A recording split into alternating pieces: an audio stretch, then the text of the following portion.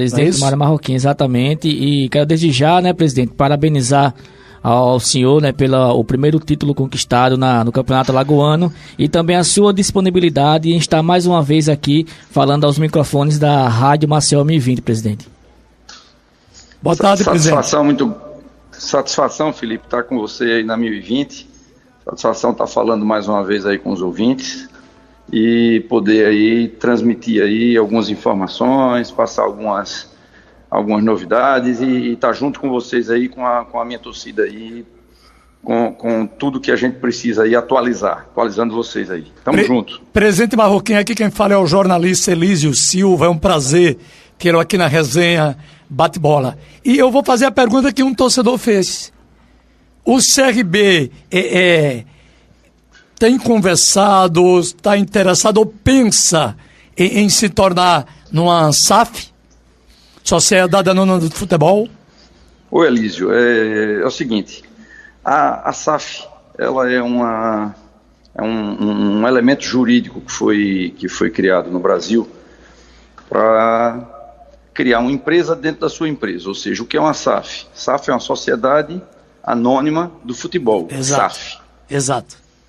E isso foi criado para você colocar principalmente ou prioritariamente para os clubes que estão endividados, porque você cria facilidades imensas para quem tem dívidas gigantescas. A maioria dos clubes no Brasil tem dívidas gigantescas. Então a SAF, quem está correndo, vamos dizer assim, nesse desespero hoje para a SAF, são os clubes que prioritariamente estão com dívidas imensas. Nós iremos criar a SAF, deixar, vamos dizer assim, essa empresa montada dentro do CRB, mas aguardando uma oportunidade de um investidor, mas numa condição diferente. Então, na hora que você chega numa SAF de um clube e que o cara diz assim, eu vou botar 100 milhões nesse clube, o investidor não está pensando em botar porque o clube é bonzinho, não. Ele está botando porque ele vai querer tirar. Ele quer retorno, né? Ele quer retorno. É evidente.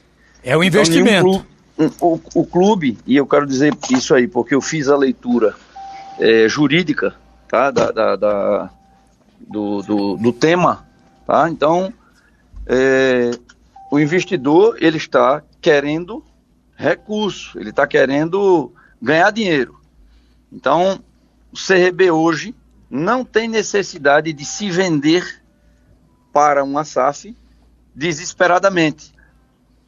A gente pode sim fazer parceria, já existe inclusive players no mercado nos sondando, mas quando o cara entende que a gente não tem dívida e não deve nada a ninguém, às vezes até eles arrefecem. É como um cara que chega para você dizer o seguinte, olha, eu trabalho eu tenho uma factory, eu tenho um banco. O que é que uma factory e um banco quer? Alguém que precisa de dinheiro. Sim. Alguém que precisa de dinheiro. Se você não precisa de dinheiro, você tem pouca importância para um banco ou para uma factory. Tá? Então, o CRB hoje não tem, vamos dizer assim, esse atrativo para uma SAF, principalmente porque não é um clube que tem dívida. Então, a gente não tem o que vender para alguém ganhar. Muito pelo contrário. Agora, haverá o momento que os nossos, vamos dizer assim, nossos parceiros que irão chegar aí para querer alguma coisa com o CRB tenham, vamos dizer assim, um outro objetivo. O objetivo é formação, o objetivo é formação de atleta, ampliação na base, estruturação. Aí sim o CRB tem interesse, porque simplesmente entrar numa SAF para pagar as dívidas e ser dono de uma fatia do que o clube vai arrecadar no futuro, não tem sentido para clube que não tem dívida.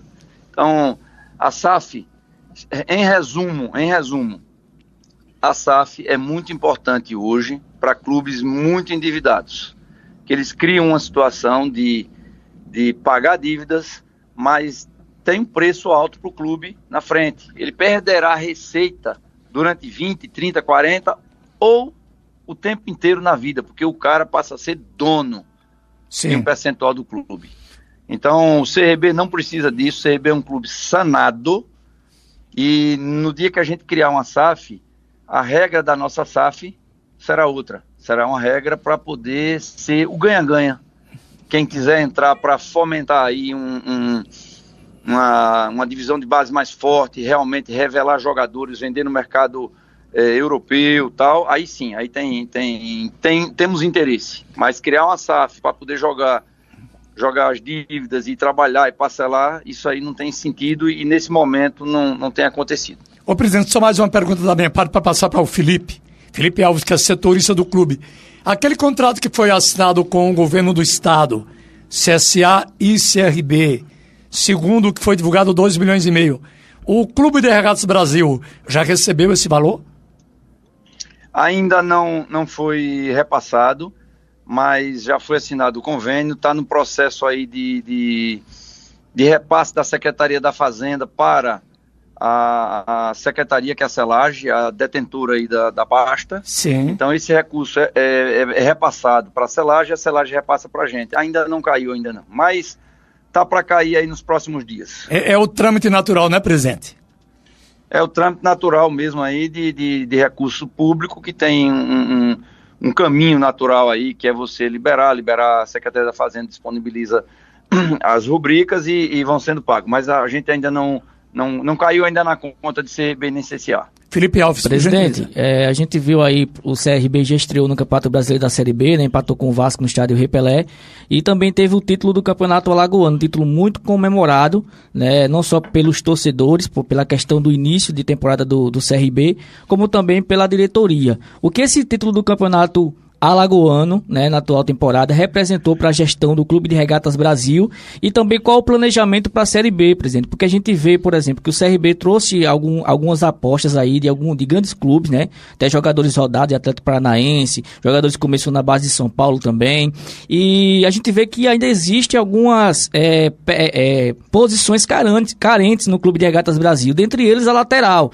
que a gente só tem o Guilherme Romão. Inclusive, nessa semana, aqui na nossa resenha, teve até um torcedor que falou sobre o jogador da base. A gente até procurou saber, tem um jogador da base do CRB, né, o Rian, que está até emprestado para o Sergipe. Não seria também uma posição ou uma aposta trazer esse jogador para ser um substituto do Guilherme Romão? Então, só para enfatizar isso, presidente, a questão do título, né, o que representou para a diretoria e também o planejamento para a Série B.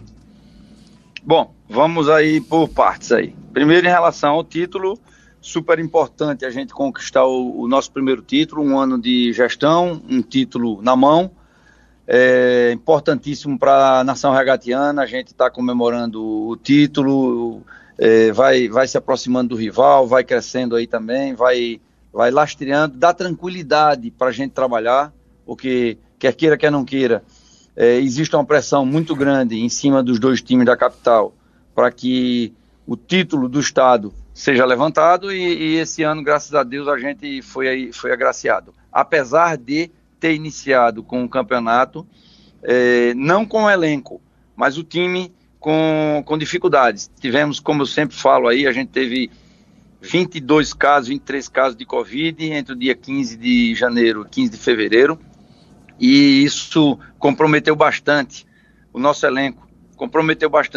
Inclusive até hoje, ainda tem sequelas. São atletas que pegaram Covid no final de fevereiro, que ainda hoje sentem um pouco o ritmo, mas a gente está conseguindo, vamos dizer, equacionar.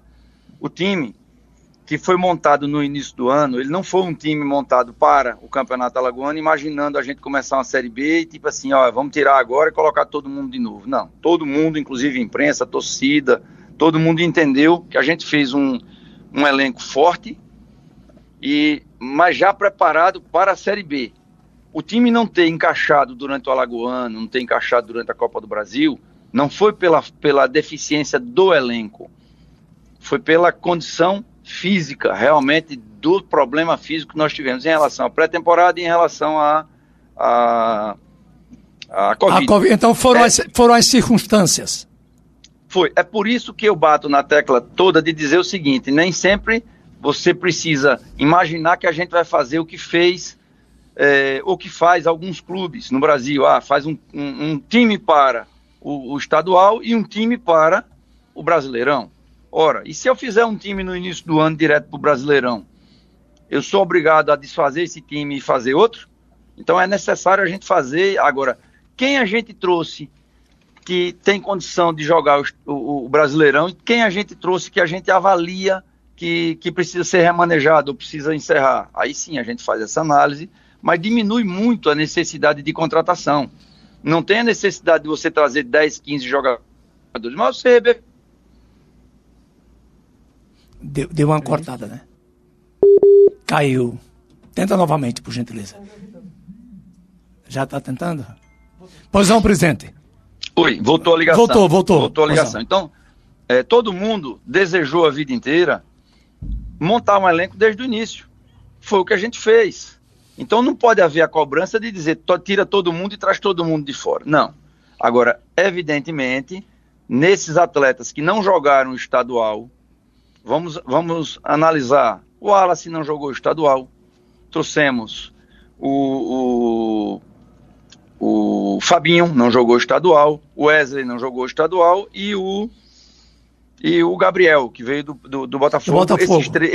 Esses 4. Sim. Porém, desses 4, 2 já tem um histórico bem maior, que é o Wallace e o Fabinho. Fabinho. Já tem histórico de jogar Série A, já tem jogos aí pelos times aí, e são times grandes. Você tem Fluminense, né? Você tem Atlético Paranaense, então jogou no Novo Horizontino, jogou Paulistão, Fabinho, então são jogadores aí que já estão ganhando corpo. Mas a gente tem dentro do CRB uma espinha dorsal muito forte. Nós temos praticamente 5 grandes do elenco aí que dão todo o respaldo. Estou falando 5 grandes em relação à idade e experiência. Experiência, sim. Né? Você tem Diogo Silva, você tem o Gum, você tem Gilvan, você tem o Marcos, você tem Anselmo Ramon, né? Sem falar aí no Prata, na turma aí que tipo assim é mais cascuda. Usando um termo do futebol. Turma, na hora que você pega por exemplo, estou dando um exemplo para você, um Wallace, que tem 22 anos, e bota ele para jogar do lado do Maicon, o garoto joga com tranquilidade, porque ele dá tranquilidade ao time, ele joga, manda a bola para cá, com tranquilidade. Então, a gente está realmente em franca evolução, o time está em grande evolução. Concordo quando você diz aí que a gente precisaria talvez aí de um lateral esquerdo para ajudar mais aí o Romão, embora que tenha o Brian. O Brian fez um campeonato paranaense bom, ele foi destaque do Paranaense, mas não teve um bom início conosco aqui no Alagoano. Mas isso também não quer dizer que ele não esteja jogando bem, não esteja treinando bem. E a gente na lateral esquerda, além da evolução natural dele, que ele está evoluindo dentro dos treinos, além disso, tem também o nosso Prata, que joga na esquerda e na direita. Nesse jogo contra o Vasco, por exemplo, ele é ambidestro, então ele jogou pela esquerda. Então a gente tem as convicções. Não quer dizer que a gente esteja fechado, não quer dizer que a gente parou, não, de forma alguma. Veja só agora, vamos iniciar o Brasileiro com 2 atletas que jogaram muito pouco, o Alagoano e o Nordestão. Negueba, que começou mais tarde do que todos os demais, sim. E Maicon Douglas, que só jogou 4 partidas com a gente, ou 3 partidas com a gente. Maicon Douglas está voltando, já tá pronto para ser relacionado agora contra a Ponte Preta. Então, em tese, é quase como se fosse um reforço para a Série B. Então a gente, mais um atleta, então vem alguns atletas aí com reforço. Eu acredito que a gente vai fazer uma Série B muito forte. O jogo contra o Vasco aí foi um espelho disso. O jogo contra o Vasco, o CRB realmente jogou uma partida muito boa, foi extremamente superior, principalmente no segundo tempo. Segundo tempo, o CRB foi superior ao Vasco. Amassou o Vasco. Amassou o Vasco, no bom sentido, amassou o Vasco, sim. Jogou muito bem, o time se portou muito bem, e isso a gente precisa entender. E aconteceu isso por causa de quê? Aconteceu isso porque o time começou a evoluir. O time chegou na reta final do Alagoano, do Nordestão, com força. A gente jogou partidas contra Fortaleza, Ceará, Sport, todas fora de casa. Nenhuma partida foi fácil para o adversário. Acho que até o do Sport foi até o mais fácil, mas as outras, Ceará inclusive a gente ganhou. Então o time evoluiu, jogou 2 finais contra o CSA, na que a gente mais jogou, a gente perdeu, na que a gente menos jogou, a gente ganhou, mas ganhamos nos pênaltis. Mas foram 2 jogos difíceis, para eles também, para a gente também.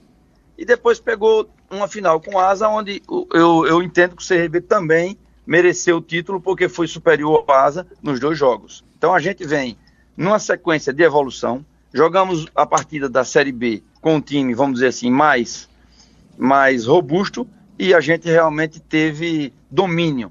Acredito muito nesse campeonato nosso na Série B, até porque você tem que avaliar como estão os outros times. A maioria dos times não tem um elenco desse que a gente tem. O elenco da gente, ele pontualmente e nominalmente falando, é um elenco forte.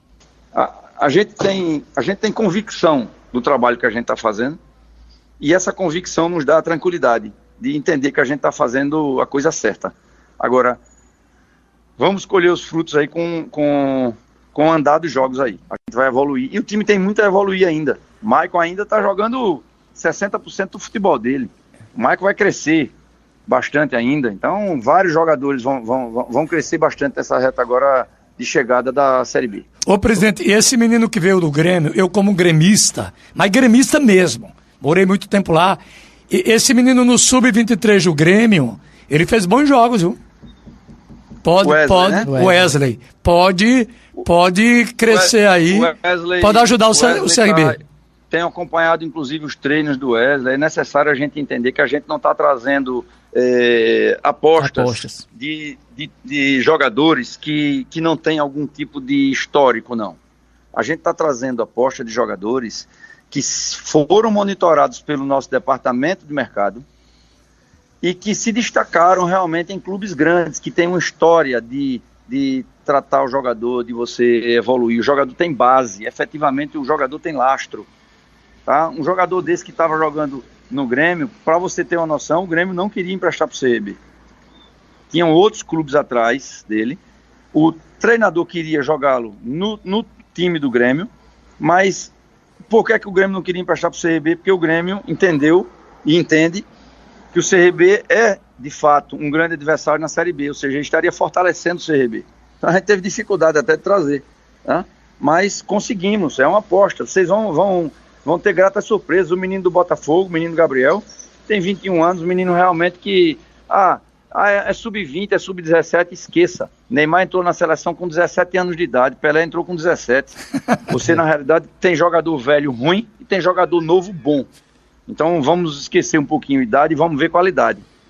Por conta do horário, presidente, nós vamos remarcar uma entrevista, que o senhor esteja mais livre, para a gente falar de muitas mais coisas. Mas mais uma pergunta, por gentileza, Felipe. Peço desculpas, inclusive, eu que me atrasei hoje aí, me perdoe aí. A gente entende a correria, presidente, questão de reuniões, mas, presidente, nessa semana agora a gente viu um boato, né, uma postagem nas redes sociais, um vídeo, falando sobre uma novidade que vai chegar no Clube de Regatas Brasil até sexta-feira. Aí eu queria saber do senhor, para o senhor falar aqui na nossa rádio, inclusive os torcedores estão querendo saber se tem algum adiantamento com relação a essa novidade, se é questão de lançamento de camisa, se vai ser alguma contratação que vai chegar no Clube de Regatas Brasil, presidente.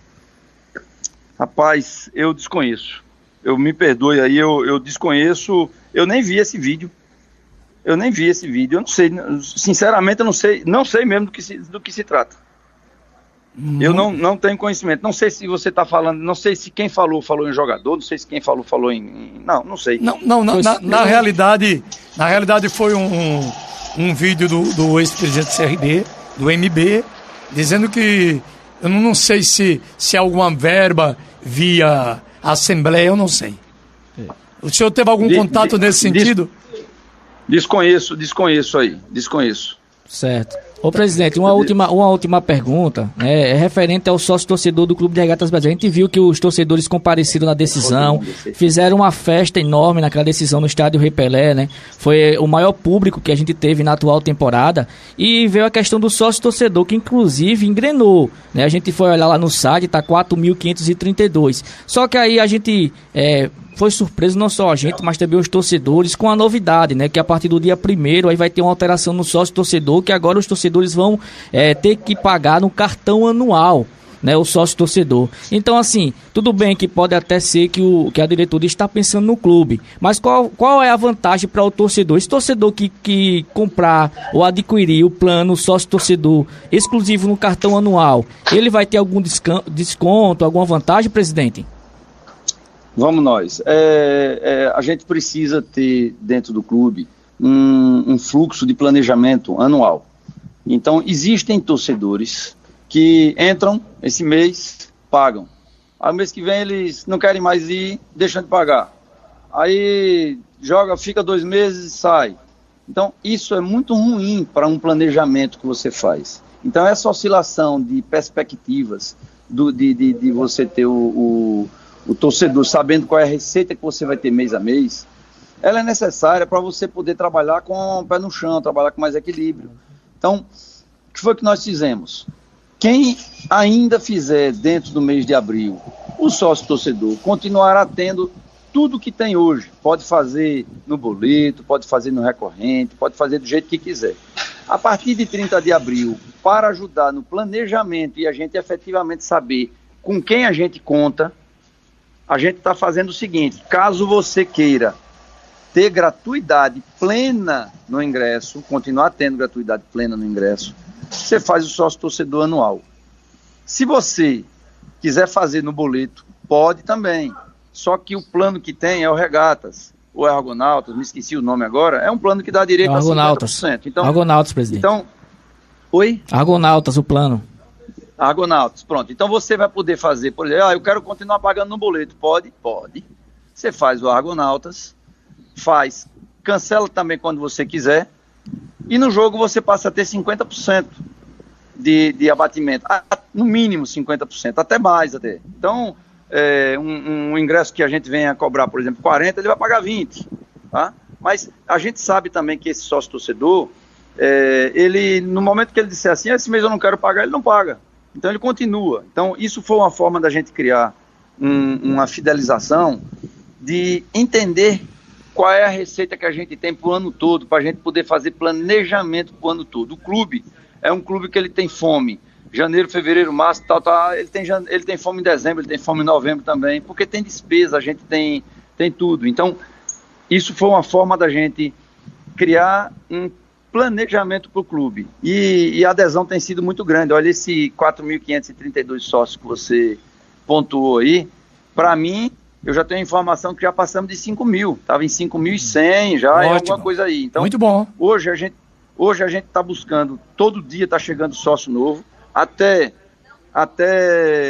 o dia 30 desse mês, o sócio vai chegando, muita gente vai chegar, quem quiser continuar fazendo da forma tradicional vai poder fazer, tá? Mas a partir do dia 30, para ajudar o planejamento, a gente prefere entender aí quem é que realmente faz anual, e quem não quiser fazer anual, continue fazendo no recorrente ou no boleto, mas aí migra para um outro plano que estará disponível o resto do ano. Mas é uma forma de ajudar no planejamento. Presidente, muito obrigado pela sua participação. Em outra oportunidade faremos eu não gosto de entrevista, eu gosto de conversar, um bate-papo maior.